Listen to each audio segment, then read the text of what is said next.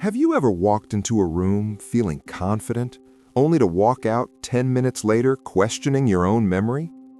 Have you ever found yourself apologizing for something you didn't actually do just to keep the peace? Imagine for a moment that you are standing on a stage. The spotlight is on you. You think you're the one moving your arms, taking the steps, making the choices. But if you look up into the darkness above the stage, you might see the faint glint of a silver thread, a string, and that string is attached to your wrist. Then you see another one attached to your ankle, and another to your heart. You realize, with a sudden sinking feeling in your gut, that you aren't moving, you are being moved. Welcome to the Puppeteer's game. Today, we are diving deep into a book called Mind Mentor, which acts as a survival guide for your psyche. It explores the dark, often invisible world of emotional manipulation. We aren't just talking about obvious bullies here.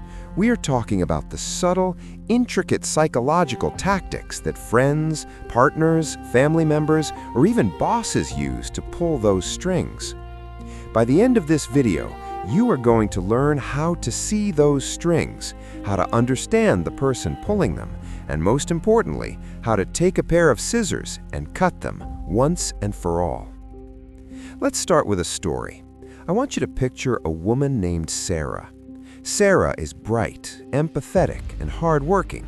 She meets a guy named Mark. In the beginning, everything with Mark feels electric. It feels like destiny.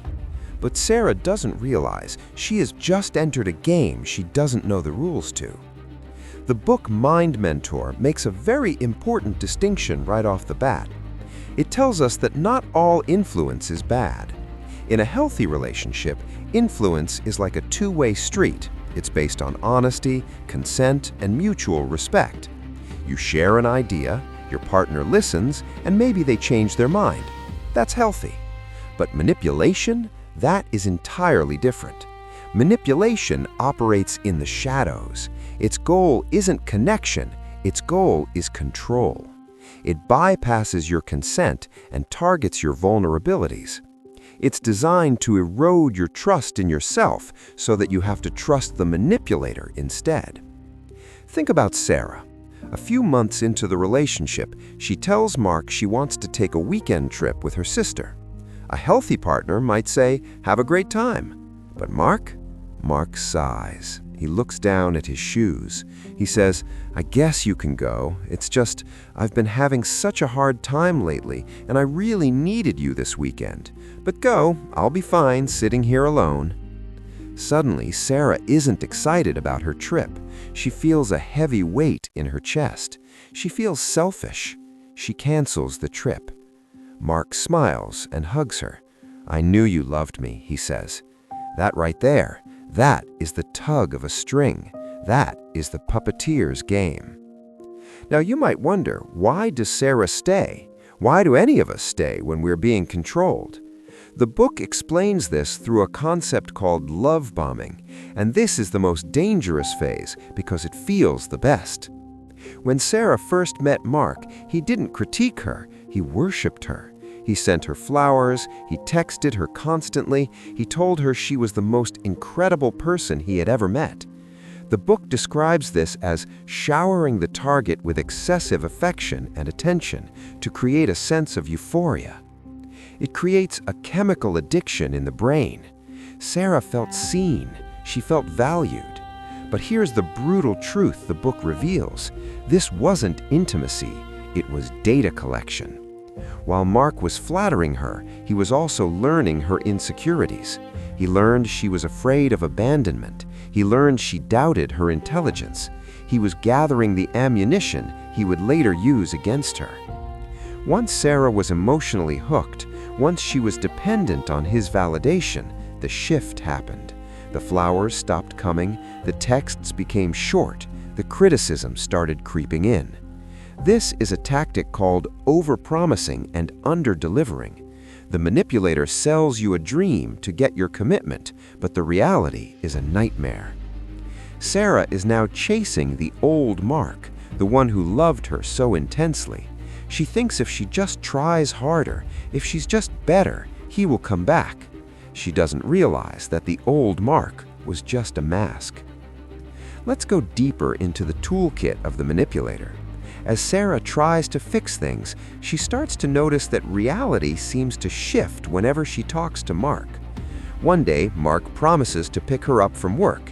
He never shows. Sarah waits in the rain for an hour. When she finally gets home, wet and upset, she confronts him. Mark looks at her with total confusion. He says, "Sarah, I never said I'd pick you up. You must have dreamed that.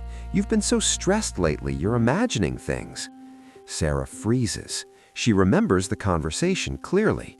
Or does she? She has been stressed. Maybe she did misunderstand?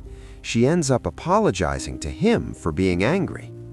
This is gaslighting. It is the most insidious weapon in the puppeteer's arsenal.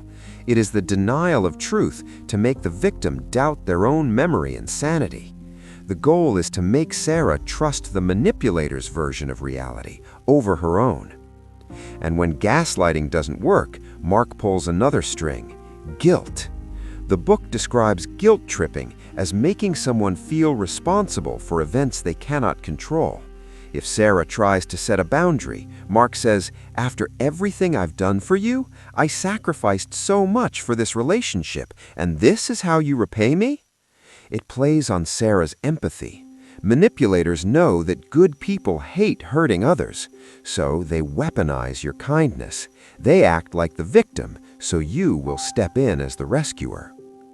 At this point, you might be thinking, why doesn't she ask her friends for help? Well, the puppeteer is 2 steps ahead. The book highlights a tactic called isolation. Mark starts making subtle comments about Sarah's friends.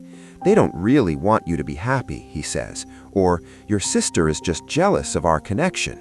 Slowly, Sarah stops calling them. She stops going out. She becomes an island, and Mark is the only boat.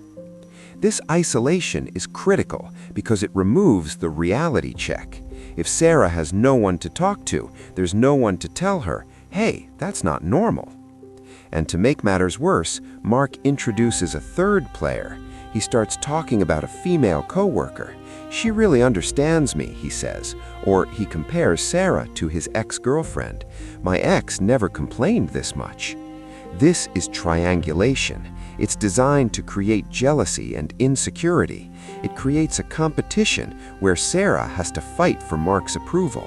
It keeps her off balance, focused on winning him over, rather than looking at his bad behavior. The book paints a profile of these types of people, whether they're narcissists who need constant admiration or sociopaths who lack empathy entirely. But the label matters less than the impact. The impact is that Sarah is losing herself. She's anxious, confused, and exhausted. So, how do we break free? How do we stop the game? Mind Mentor gives us the roadmap. It starts with a single powerful realization. You cannot change the puppeteer. You can only cut the strings. The first step is trusting your intuition. You know that feeling in your gut? That tightness in your chest when a conversation goes in circles? That's your body telling you the truth. Listen to it. The second step is what the book calls emotional regulation. Manipulators feed on your reaction. They want you to cry, to yell, to defend yourself. It gives them power. The most powerful thing Sarah can do is nothing. It's called the gray rock method. You become as boring and unresponsive as a gray rock. You stop feeding them the emotional fuel they crave. And finally, you have to set boundaries. But here's the secret. A boundary isn't about telling the other person what to do. It's about telling them what you will do. It's not saying, "You have to stop yelling at me." It's saying, "I will not continue this conversation if you are yelling," and then walking away. When Sarah finally does this, when she stops justifying, arguing, defending, or explaining, Mark loses his grip. The strings go slack. The game ends. Navigating emotional manipulation is one of the hardest things you can go through because it makes you question the very core of who you are. But as Mind Mentor reminds us, knowledge is your shield. Recognizing the gaslighting, the love bombing, the guilt, that is the moment you take your power back. If you recognized yourself or someone you know in Sarah's story today, take a breath. You are not crazy. You are not broken. You were just in a game you didn't know you were playing. But now you know the rules, and now you can choose to walk off the stage. You are the author of your own life, not a character in someone else's script. Cut the strings, trust your gut, and reclaim your peace. If this story resonated with you, take a moment to reflect on your own relationships, and remember, the most important relationship you will ever have is the one with yourself. Protect it.